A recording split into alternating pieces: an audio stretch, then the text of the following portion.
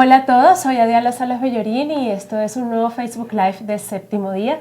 El día de hoy vamos a retomar el programa del domingo Casas en el Aire, donde la periodista Paola Rojas expuso varias denuncias de decenas de familias que todavía están esperando la entrega de sus casas, así como excusas que dan las constructoras. Por eso estamos con el abogado Fernando Piedrahita, experto en el tema, con quien vamos a resolver las dudas que ustedes tengan, las denuncias, hablaremos de vacíos legales, de las cláusulas, de esa eléctrica chiquita que usted debe tener presente, qué debe hacer y qué no debe hacer. Bienvenido, Fernando. Muchas gracias, Alia. Un gusto estar contigo. Gracias. Bueno, Fernando, comencemos. Yo tengo acá una lista importante de denuncias que recogimos en todos estos días, pero antes de entrar a esto, y recuerden que ustedes pueden participar en nuestras redes sociales con la etiqueta numeral Sin Casa, quisiera preguntarle, Fernando, ¿cuáles son como los errores más comunes o los problemas más comunes que se enfrentan los ciudadanos a la hora de querer adquirir una casa propia? Ok. Sí, efectivamente, yo podría resumir en dos grandes bloques los problemas que presentan los compradores de vivienda actualmente en Colombia. Lo primero podríamos decir que son los incumplimientos frente a las entregas de sus viviendas, pues se puso de moda y digamos lo que se ve como un negocio para los compradores de vivienda que empiezan a pagar la cuota inicial de sus inmuebles y posteriormente con esos recursos el constructor construye y al final de la construcción pues el comprador se ha ganado, digámoslo así, una valorización. ¿Con qué problema? Con el problema de que una vez habiéndose pagado la cuota inicial se encuentra que el constructor no cumple con las fechas establecidas para la entrega de las viviendas. Esto digamos que es el primero de los grandes problemas que encontramos en el mercado. Y el segundo problema es, una vez habiendo sido entregadas las viviendas, se encuentran que las viviendas no cumplen con las condiciones de calidad, seguridad e idoneidad de las obras. Es decir, sí se cumple con la entrega, pero no se cumple con la calidad y la seguridad de las mismas. Entonces empiezan a haber unos defectos constructivos e igualmente empiezan a existir unos incumplimientos normativos que van a repercutir directamente en el valor de las viviendas. Fernando, algo que es muy común y no solo en este ámbito, sino en muchos, pero las letras chiquitas del contrato, las cláusulas, yo firmé aquí, pero no me cumplieron, no firmé acá, pero yo no me di cuenta.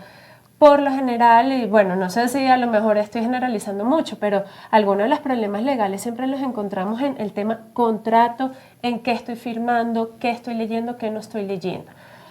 Hablemos un poco de las cláusulas abusivas. Algunas de las personas del programa y también de algunas denuncias que tenemos acá dicen que, bueno, que las constructoras se avala en, no, pero es que eso dice la cláusula ahí. ¿Qué puede ser catalogado como una cláusula abusiva?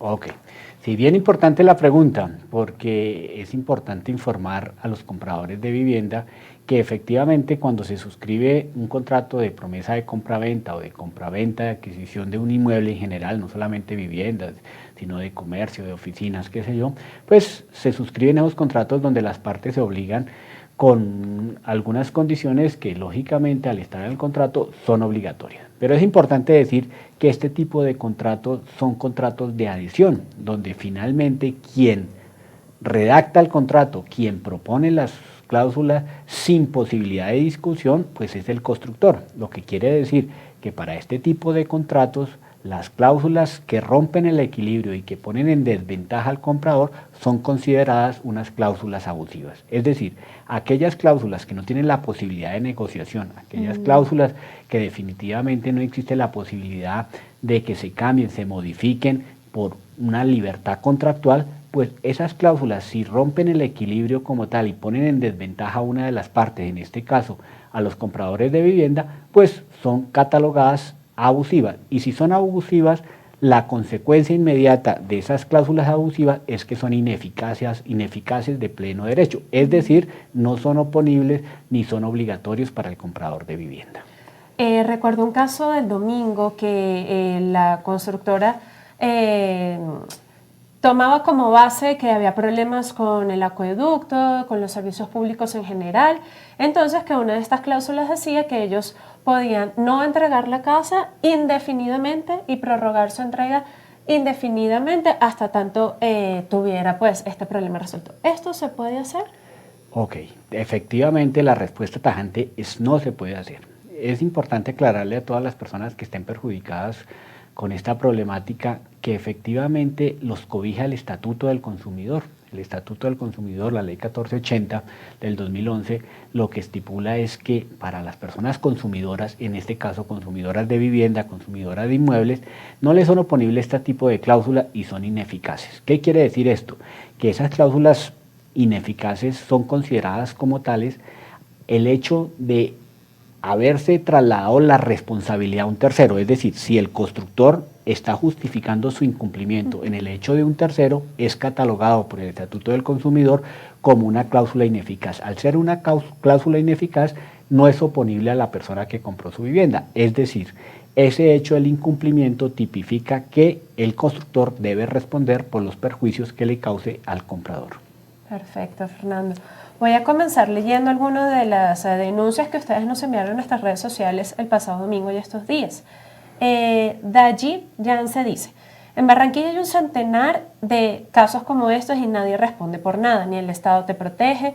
Tener la figura de fiducia de los bancos es no tener nada de respaldo. Solo les interesa el dinero que hoy los contrata pues la constructora AVI, le debe a ellos de los préstamos que le hicieron. Bueno, y sigue el tema de la fiducia, Fernando. ¿Cómo se maneja esa figura? Ok, digamos que esta figura se ha puesto de moda en el país y las personas creen erróneamente que porque compran un inmueble sobre planos y existe una fiduciaria de por medio, está garantizado el éxito del proyecto.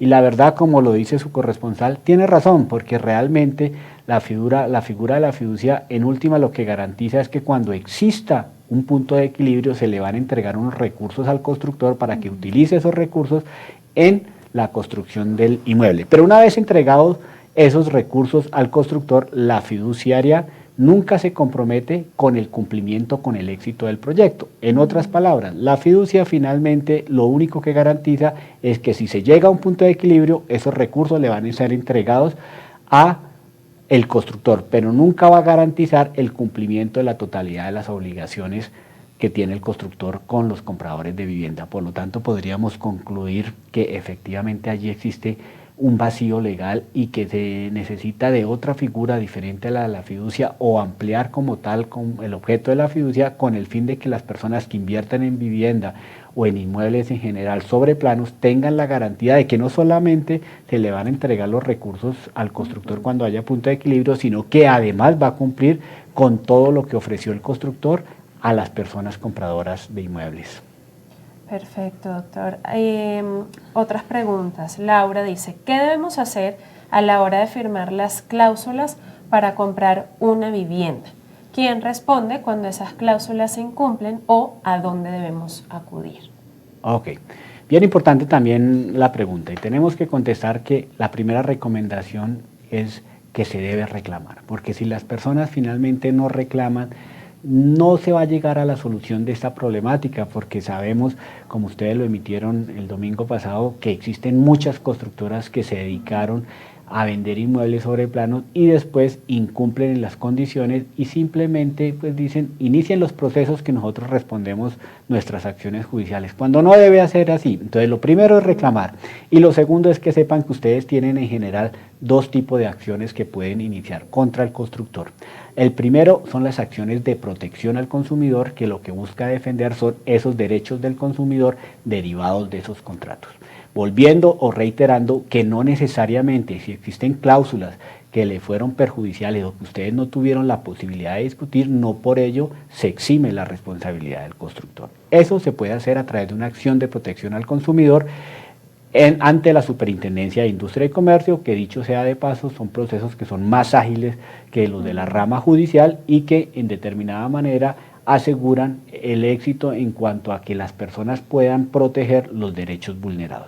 Pero si efectivamente lo que ustedes no quieren es proteger los derechos al consumidor o que se les cumpla con lo pactado, existe otra posibilidad y es acudir a la justicia ordinaria ante los jueces civiles de la República para reclamar los perjuicios que le han ocasionado esos incumplimientos.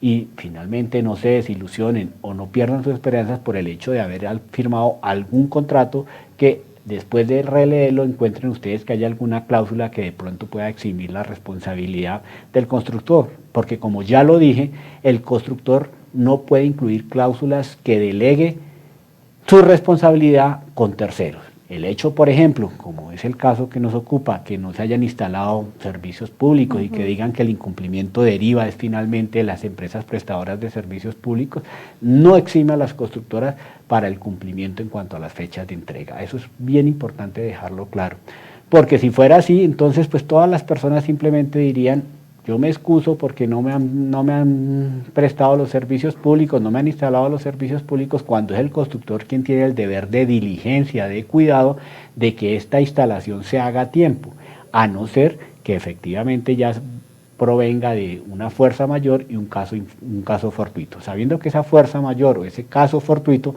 tiene que entenderse como una situación que no era previsible por el constructor. Y dicho sea de caso, el constructor puede prever las dificultades que se le pueden presentar en los servicios públicos. Entonces, hay dos grandes acciones para demandar, como para cerrar la respuesta, que es acción de protección al consumidor, procesos verbales ágiles ante la Superintendencia de Industria y Comercio, o reclamar una indemnización por los perjuicios sufridos ante la justicia ordinaria, jueces civiles de Colombia. Perfecto, Fernando. Mire, tenemos muchas denuncias de una cuenta llamada @damnificadosavi. Avi es una constructora, según estas denuncias, que tienen proyectos en Puerto Colombia, en Atlántico, en Barranquilla. Una de las tantas personas que nos escribe dice lo siguiente: desde el 2015 esta constructora ha dañado la salud, la estabilidad física, económica, emocional de muchas familias y no hemos recibido respuesta. Hay un caso de una señora que murió y dejó todo su dinero allí sin poder conocer su apartamento. Ya cuando tenemos casos extremos como estos, que la futura propietaria efectivamente murió, o sea, ¿cuáles son, esperando su casa, cuáles son las acciones legales que quedan allí? ¿La familia puede intervenir? O sea, ¿qué se puede hacer?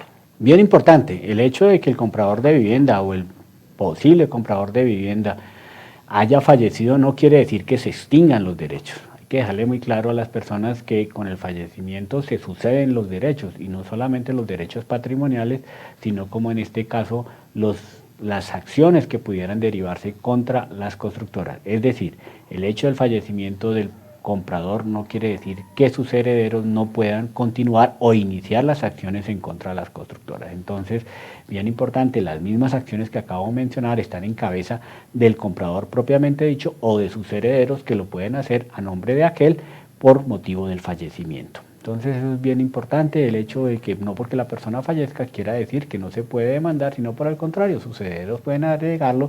Y sí, me atrevo a decir, por la causa del fallecimiento del comprador de vivienda pudo haber derivado por el estrés, por todas las afugias que le produjo toda esta problemática con la constructora, se pueden alegar además esos perjuicios morales. Exacto. Fernando, quiero retomar algo que dijo anteriormente, que es que la constructora debe entregar pues en la fecha que prometió, bueno, en unos lapsos. Pero si se da el siguiente caso, entrega, pero resulta que entrega con deficiencias en la vivienda, en efecto todavía no tiene los servicios públicos, pero dice, bueno, pero yo le entregué, usted quería que yo le entregara y yo le entregué. ¿Qué puede hacer uno entonces en eso? Me estás entregando el inmueble, pero no está en óptimas condiciones. Claro. Adriana, bien importante esta situación, porque digamos que nosotros como firma de abogados que asesoramos a las personas, que es una problemática que está en todo el país, podemos concluir que las personas creen que por el hecho de recibir se les restringe la facultad de reclamar. ¿Qué quiero decir? Que muchas personas dicen, bueno, mi hermana me van a entregar mi inmueble, pero es que no están las zonas comunes, no me están todo lo que me prometieron. Lo importante es, lógicamente, recibir, pero dejar las constancias del caso, porque el hecho de recibir lo que faculta a la persona es para reclamar. Es decir, tienen que tener claro todos los consumidores de inmuebles que si ustedes reciben, de manera alguna puede interpretarse ese recibo del inmueble o de las zonas comunes como un hecho de que lo están haciendo a satisfacción. Por el contrario, el hecho de recibir tienen que dejar las constancias de todos los incumplimientos que está ocasionando la constructora, porque ello en el futuro lo que les va a permitir es reclamar. Entonces, si finalmente les entregan los inmuebles de una manera deficiente, como pasa con algunas constructoras, pues la recomendación es, si efectivamente lo van a recíbanlo y dejen las constancias, que o no es habitable, que no obstante se recibió el inmueble, presenta unas deficiencias constructivas, presentan unos incumplimientos normativos para que en el futuro ustedes puedan reclamar o hacer derivar de allí los perjuicios que le ocasione las constructoras. Estas constancias, Fernando, pueden ser videos, fotos, dejar por escrito. Sí, cualquier documento, y los documentos no solamente son escritos, sino que los documentos pueden ser audiovisuales o cualquier otro documento que sirva para demostrar el incumplimiento de las constructoras. Perfecto, Fernando. Sofía Muñoz dice, hola, séptimo día, aquí en Puerto Boyacá somos víctimas de venta de lotes sin permisos ambientales, ni POT por los mismos concejales de la actual administración. El día de hoy no nos han solucionado nada. En dichas asociaciones somos más de 100 familias las afectadas. Por favor, ayúdenos. Bueno, ¿qué le podemos decir a esta persona? Bueno, bien importante porque aquí se toca otra problemática. Hemos venido hablando hasta este momento, digamos que de constructoras que efectivamente hasta cierto punto cumplen la legalidad. ¿En cuanto a qué? En cuanto a se ha expedido una licencia, en cuanto a que tienen un proyecto en desarrollo e incumplen, ya sea en las fechas o incumplen en cuanto a las condiciones que prometieron a los compradores. Pero este es otro caso donde finalmente existen algunas constructoras que no tienen los permisos para construir. Efectivamente, allí sí ya se configuraría, además del incumplimiento como tal contractual, también puede configurarse una conducta penal por haberse construido sin los permisos del caso. Increíble. Paola pregunta, ¿hay alguna manera de consultar la legalidad de las constructoras? Digamos que para consultar la legalidad de las constructoras lo hace como se le consulta la legalidad de cualquier empresa en el medio colombiano, que es decir, uno claro que puede consultar si la empresa existe con un certificado de Cámara de Comercio, saber si está inscrita, pero lo más importante yo diría que tratándose de proyectos y volviendo un poquito a la pregunta anterior, lo que hay que verificar antes de decidir invertir en un proyecto es lógicamente verificar que existan como tal las constructoras, que estén registrados, que tengan por lo menos una cámara de comercio, que haya un patrimonio solvente que responda por sus obligaciones, porque también encontramos muchas constructoras que con un patrimonio ínfimo desarrollan proyectos de 20.000, 30.000, 50.000, 100.000 millones de pesos y finalmente va uno a ver y son patrimonios que en última no tienen la garantía ni el respaldo. Eso punto número uno. Pero además lo que sí se les aconseja a los compradores, por lo menos lo mínimo que pueden hacer es verificar que sus proyectos hayan sido aprobados por la autoridad local, que lógicamente se trata de curadurías o se trata de los municipios en aquellos donde no existen las curadurías. Perfecto, Fernando. Bueno, esta persona habla de las fiducias, que ya hablamos, pero igual quiero compartir su pregunta. Carolina Hernández. Y cuando la fiduciaria no protegió nuestro dinero, dejó que se lo robaran, ¿fueron cómplices? En Colombia las fiduciarias no son confiables. Está el caso de alianza fiduciaria con AVI Constructores, que no levantaron ni un muro en Yoco y dejaron que el constructor se robara nuestro dinero. ¿Qué puede hacer? Bueno, frente a las fiduciarias sí hay que decir definitivamente que la fiduciaria tiene un contrato de fiducia mercantil diferente al de compraventa de los inmuebles. Es decir, lo que de pronto se malinterpreta es cuál es la función de la fiduciaria, ya la explicamos al inicio. Es decir, hay que estudiar el contrato de la fiducia y por lo que conocemos en el mercado, las fiducias no se comprometen con el cumplimiento de ello. Entonces, sí digamos que en el hecho de que esté involucrada una institución financiera como es una fiduciaria, nos da algo de credibilidad frente al éxito del proyecto, pero no con ello podemos decir que si existe una fiducia, el éxito o todos los incumplimientos del constructor estén respaldados por la fiducia, porque como ya dijimos, la fiducia en su contrato con el fideicomitente, que casi siempre es el constructor, pues lo que dice es, yo voy a recaudar unos dineros y no se los entrego, los de la cuota inicial, sino hasta que tengan un punto de equilibrio. Pero por los contratos de fiducia que conocemos, es difícil que cualquier fiduciaria se comprometa o que garantice el cumplimiento de esas obligaciones posteriores a la entrega de las cuotas iniciales con los compradores de vivienda. En otras palabras, la fiduciaria realmente no está garantizando la totalidad de las obligaciones que tiene el constructor con sus compradores de vivienda y simplemente lo que va a hacer es administrar unos recursos y no entregárselos al constructor, sino hasta que tenga un punto de equilibrio. Perfecto. Ana Nancy Camelo dice, si la constructora, incumple la entrega, ¿puede descontar las arras? ¿Qué hacer en este caso?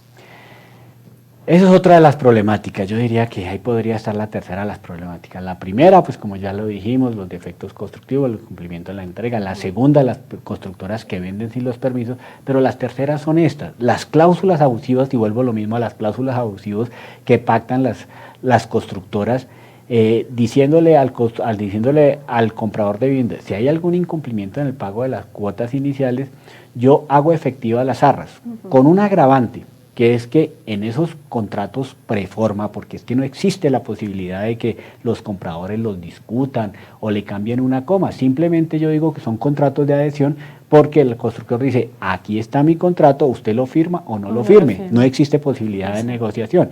Y dentro de esos contratos se ha vuelto costumbre que los constructores coloquen cláusulas tales como que si hay un incumplimiento se causan una cláusula penal, que en general digamos que las cláusulas penales son legales en todos los contratos, pero lo que no está bien es que dentro de esas cláusulas penales se genere algún tipo de sanción o de hacer suya las arras sobre el valor total del inmueble. ¿Qué quiero decir? Que los inmuebles lógicamente se les paga el 30% de su cuota inicial durante 1, 2, 3 años, pero si hay algún incumplimiento durante el pago de esas cuotas iniciales, lo que dice el constructor, le cobro el 10, el 20%, no de lo que ha pagado, sino del valor del inmueble. En otras palabras, finalmente la persona está desprotegida porque frente a un incumplimiento, lo que ha pagado como cuota inicial, en algunos casos ni siquiera le alcanza para pagar las cláusulas penales, siendo esto una evidente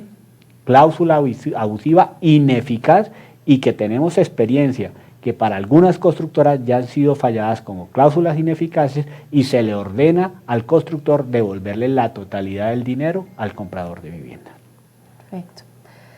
Tatiana Loaiza, mi caso, por favor, quiero saber qué hacer. Cuando el comprador fallece y hay unos beneficiarios y no responden, pero el apartamento está hecho, listo, y el gobierno dice que las cláusulas ya se vencieron, ¿se pierden las cláusulas por culpa de la constructora o qué puede hacer?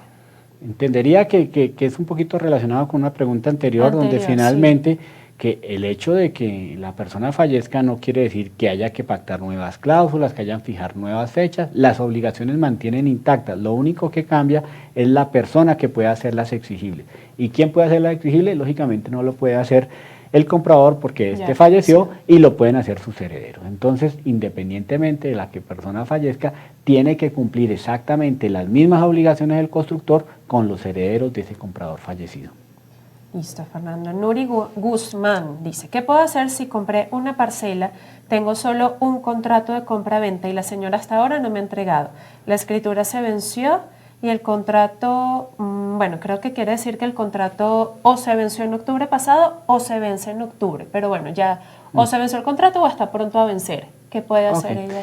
En la redacción de la pregunta, pues no se observa que de pronto la venta de esa parcela haya provenido de un constructor, pero digamos que en general los contratos son para cumplirlos y hay unas fechas estipuladas. Esas fechas estipuladas, hay una, entre ellas las más importantes en una compraventa es la fecha de entrega y la fecha de la firma de la escritura. Bien importante, aprovecho esta pregunta para hacerle una recomendación a todos los compradores de vivienda.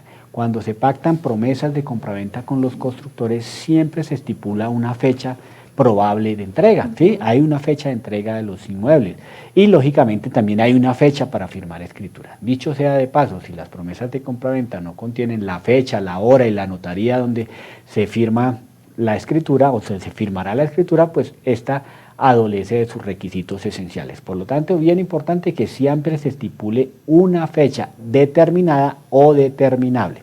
Y lo más importante, que es la recomendación que yo quiero hacer a todas las personas que inviertan en inmuebles, es una vez habiéndose firmado estas promesas de compraventa, existiendo una fecha probable para la entrega del inmueble y para la firma de la escritura, independientemente de que el constructor haya dicho que no puede cumplir en esa fecha estipulada, tienen que asistir a la notaría fijada, porque si no se asiste a la notaría fijada, así ustedes sepan que no les van a entregar el inmueble y no se va a firmar la escritura, tiene que levantarse una escritura de comparecencia para que en el futuro puedan reclamar ese incumplimiento. Es decir, si no se asiste, si se incumple pero no se asiste a la notaría, posteriormente se les va a imposibilitar reclamar por el incumplimiento en la fecha de entrega y en la fecha de la firma de la escritura. Perfecto. Aquí hay otro caso. Fernando César Augusto Giraldo dice: buenas noches, señores de Séptimo Día. A mi grupo familiar nos pasa una situación similar, pero aquí en Medellín, con el proyecto llamado Manzanillo, donde entregaron los apartamentos sin el permiso de ocupación o habitabilidad otorgado por la Secretaría de Control Territorial de la Alcaldía de Medellín. ¿Quiénes son los que llevan el correspondiente control de estas constructoras?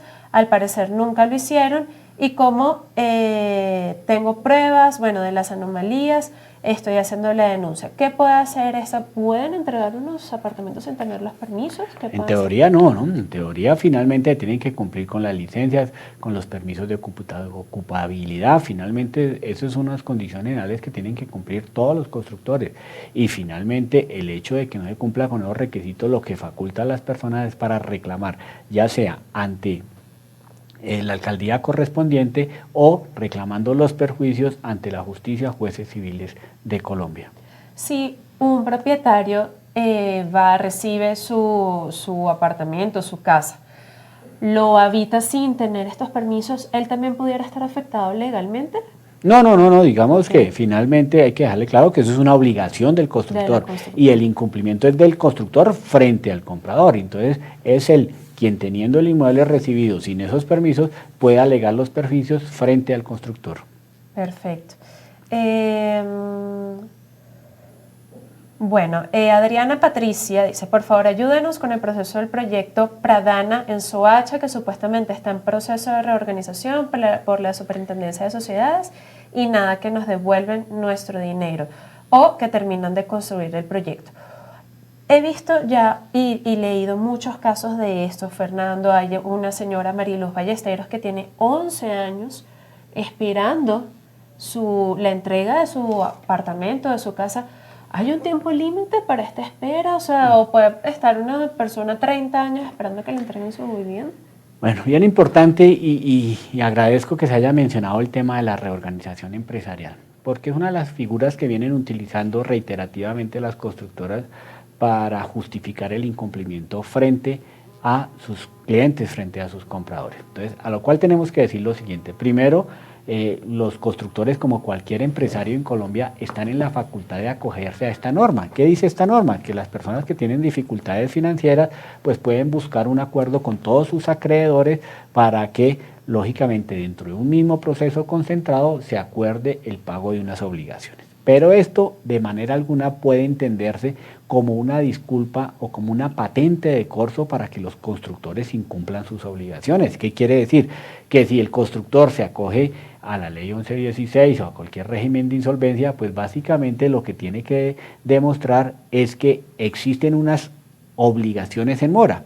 Pero como estas son obligaciones contractuales, el hecho de que el constructor esté en régimen de insolvencia de manera alguna quiere decir que no puede ser demandado o que no se le puede requerir a través de los procesos de protección al consumidor o de los procesos de responsabilidad civil para que cualquier autoridad ordene a este constructor darle cumplimiento. Quiero concluir con ello de que no porque estén en régimen de insolvencia quiere decir que no se puedan iniciar procesos declarativos que demuestren el incumplimiento de las obligaciones del constructor o de que se ha violado la normatividad de protección al consumidor. Entonces, bien importante, todos los constructores excusan en que está en régimen de insolvencia o algunos que están en régimen de insolvencia, que es legítimo, por decirlo menos, es legítimo que cualquier persona jurídica o natural lo pueda hacer en Colombia, pero lo que no es legítimo es colocar esto como excusa para el incumplimiento de las obligaciones con los compradores. Pues dicho sea de paso, el hecho de que estén en esta ley no impide a las personas que hagan exigibles sus derechos, ya sea por acciones de protección al consumidor o acciones declarativas de reconocimiento de responsabilidad. Perfecto. Hammer Morales pregunta, ¿la demanda por incumplimiento debe ser penal o civil? No, ok, bien importante. Digamos que el incumplimiento como tal es una acción civil, porque lo que se está diciendo es que hay un incumplimiento y finalmente frente al incumplimiento se derivan unos perjuicios.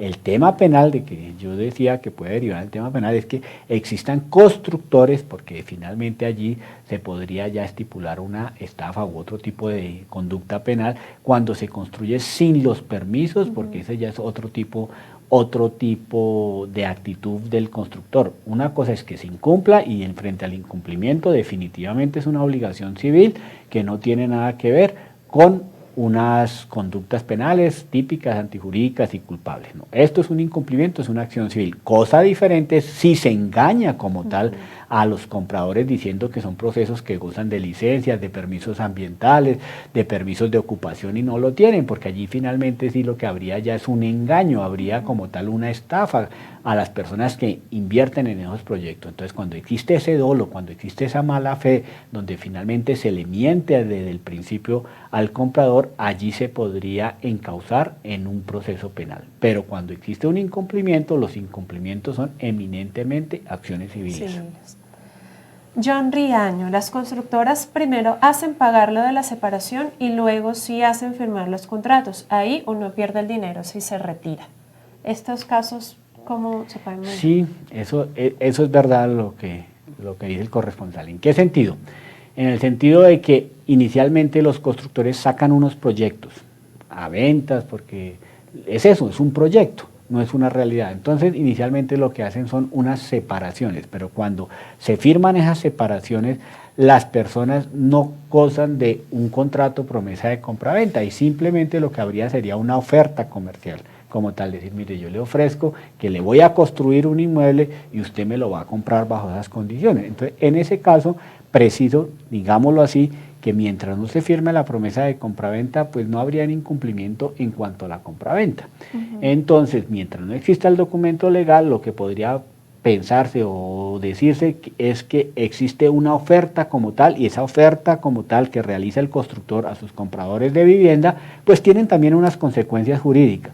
Solamente que el tema probatorio, pues entonces ya deriva en el hecho de que debe haber un documento de separación y que se incumplió con esto, es decir, cambia como tal el panorama donde se va a discutir, ya no sería el incumplimiento de una promesa de compraventa, sino sería el incumplimiento de una oferta comercial con todo el elemento material que se pueda recaudar, brochures publicitarios, publicidad engañosa, en fin, ya entra en otro ámbito el incumplimiento del constructor. No obstante, no por el hecho de que no exista una promesa de compraventa firmada, pero sí existe un documento de separación y el pago de unas cuotas inicialmente, no quiere decir que no se pueda reclamar. Sí se puede reclamar, pero bajo el ámbito del incumplimiento de una oferta comercial. Fernando, Marce Mejía dice, y ya con este y otro caso más, la verdad que son muchísimos lamentablemente, pero bueno, también nos toca ya ir cerrando. Con este y otro, ya quisiera que fuéramos terminando. Fernando, Marce Mejía dice, ¿el gobierno puede embargar a estas empresas para devolver el dinero? Bueno, bien importante. Cuando se menciona embargo, pues estamos hablando de medidas cautelares. Okay. Entonces, digamos que si hay incumplimientos, por ejemplo, se inician quejas ante la superintendencia, colocan demandas y las demandas llegan a un feliz término. Cuando se emite la sentencia por parte de la Superintendencia de Industria y Comercio, la Superintendencia de Industria y Comercio, además de fallar lo que en derecho corresponda, hallándole o no la razón al comprador de vivienda, puede imponer algún tipo de multa si el constructor no cumple con el fallo a favor de los demandantes. ¿Qué quiero decir con ello? Que como tal, dentro de la sentencia que puede emitir la Superintendencia de Industria y Comercio, puede, además de tutelar, favorecer los derechos del demandante, el comprador de vivienda, puede, en este caso, imponer multas sucesivas al constructor si no se cumple con el tema del fallo. Y si incumple con esas multas, pues tendría la facultad, lógicamente, de iniciar en la jurisdicción coactiva el cobro de esas multas. Y en el cobro de esas multas podría, lógicamente, embargar los bienes del constructor. Cosa diferente son las acciones que puede emprender el comprador de vivienda para buscar darle cumplimiento a esa sentencia. ¿Qué les quiero decir a la persona que nos escribe? Que efectivamente, inicialmente, en la sentencia donde se le imponga el cumplimiento de las obligaciones al constructor, también se le pueden imponer esas multas, y esas multas son lógicamente para el Estado. Y el Estado puede ejecutar esas multas y embargarles. Pero es que además, también la parte demandante, una vez se haya emitido la sentencia favorable ante el órgano correspondiente, juez de la República o superintendente de Industria y Comercio, puede utilizar esa sentencia para iniciar un proceso ejecutivo y embargar los bienes del constructor para que se garantice el cumplimiento de lo que en su momento se pactó o se ordenó mejor en la sentencia. Entonces, hay dos posibilidades: que lo haga el Estado a través de la Superintendencia de Industria y Comercio imponiéndole unas multas si no cumple con lo ordenado en la sentencia, o que lo haga también el demandante, el comprador de vivienda, utilizando la sentencia a su favor para que se le dé cumplimiento a esa sentencia, y si no se le da cumplimiento, se pueda pedir a través de ahora un proceso ejecutivo que busque darle cumplimiento a esa providencia judicial, embargar los bienes del constructor. Fernando, bueno, voy a cerrar con este caso y quiero que le demos como unos tips o consejos o pasos a seguir a las personas de cómo actuar legalmente, a cuáles organismos debe acudir cuando se presente cualquiera de estas situaciones que hemos nombrado acá. Milenita79 dice: soy otra de las afectadas por la constructora Ágora, me prometieron la entrega de la casa en el año 2016 y no me han querido devolver el dinero. Lo que hacen es cambiar de representante legal para seguir dilatando el proceso. Ni siquiera me han dado respuesta a un derecho de petición que les hice. ¿Qué puedo hacer para soportar el engaño de esta constructora? Bueno, este tema no lo habíamos tocado, pero dicho sea de paso, bien importante, porque el hecho de que se cambie de representante legal, que es una de las consultas que muy a menudo nos formulan, el hecho de que se cambie de representante legal, de que la constructora cambie de nombre, porque esa es otra posibilidad, que cambian de nombre, que aquí construyeron este proyecto con este nombre y ahora se fueron y construyeron este otro proyecto con otro nombre. Si finalmente la persona jurídica cambia de nombre, cambia su representante legal, se mantiene intacta la responsabilidad del constructor, no por el hecho de cambiar de nombre o de representante legal quiere decir de forma alguna que con ello se eximen del cumplimiento de las obligaciones. Entonces, finalmente, el hecho de que no le hayan cumplido tiene las mismas acciones que hayamos acabado de mencionar y nada tiene que ver que se cambie de representante legal. Perfecto, Fernando. Entonces, recapitulemos. Algunas de las personas que nos están viendo están ante una situación de las que ya hemos mencionado: cambio de representante legal, no le devuelven el dinero, no le han entregado la vivienda, en fin. ¿Qué es lo primero que yo debo hacer como afectado? ¿Cuáles son los organismos a los que debo acudir? Ok, entonces bien importante, el primer consejo es: hay que reclamar. Es decir, si no se reclama definitivamente no se va a llegar a un feliz puerto. Entonces lo primero es reclamar y surge entonces la pregunta: ¿cómo hago? ¿Cuál es el orden? ¿Dónde debo acudir? ¿Qué debo hacer? Entonces bien importante, consejos que me los pedían hacía un tiempo.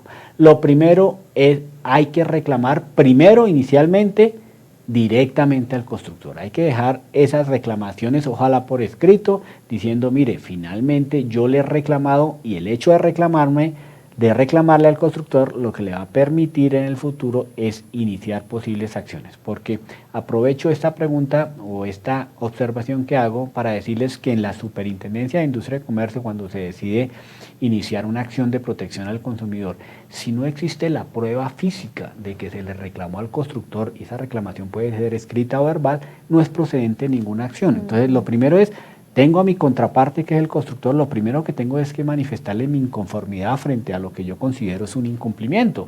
Entonces plasmemos eso en un escrito y démoselo a conocer al constructor. El constructor tiene la facultad o de responder o no de responder, pero nosotros hemos cumplido con la posibilidad o con el requisito de procedibilidad mejor de haber reclamado. Y el haber reclamado por escrito, así no hayamos obtenido respuesta, lo que nos faculta en el futuro es iniciar una acción de protección del consumidor, porque hemos cumplido con ese requisito de procedibilidad, que es la reclamación directa. Entonces lo primero: hacemos la reclamación. Si no se resuelven como tal todas nuestras inquietudes, entonces hay que pensar en una próxima instancia. ¿Cuál sería entonces la próxima instancia?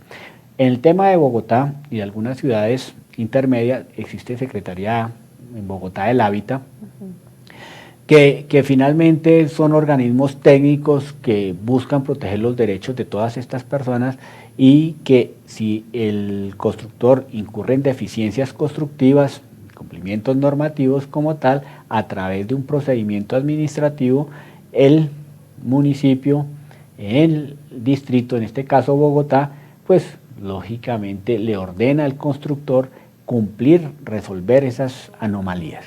Si finalmente no con ello se satisface lo que está solicitando la persona que adquiere vivienda, entonces tenemos que pensar en no quedarnos en la etapa administrativa, en la reclamación ante la Secretaría del Hábitat, sino que hay que acudir a las autoridades jurisdiccionales. Y bien importante, la Superintendencia de Industria y Comercio tiene facultad jurisdiccional, es decir, actúan como verdaderos jueces. El hecho como tal de poder acudir a la superintendencia, pues sí, hay que colocar las quejas como tal, que son administrativas, pero más importante que las quejas, hay que iniciar verdaderos procesos. El hecho entonces, primero reclamación directa, luego pues si se puede acudir al órgano de control como tal del municipio, y si no se hace, tomar la decisión de exigir sus derechos ante un órgano jurisdiccional, llámese Superintendencia de Industria y Comercio o llámese Juez Civil de la República. Perfecto. Bueno, Fernando, muchísimas gracias. La verdad que este es un tema muy extenso. Se nos quedaron por fuera muchas denuncias, pero bueno, esperamos que hayamos podido resolver la mayor cantidad de inquietudes. Los espero en un nuevo Facebook Live de Séptimo Día. Soy Adiala Salas Bellorín. Muchas gracias por estar allí. Chao, chao. Muchas gracias.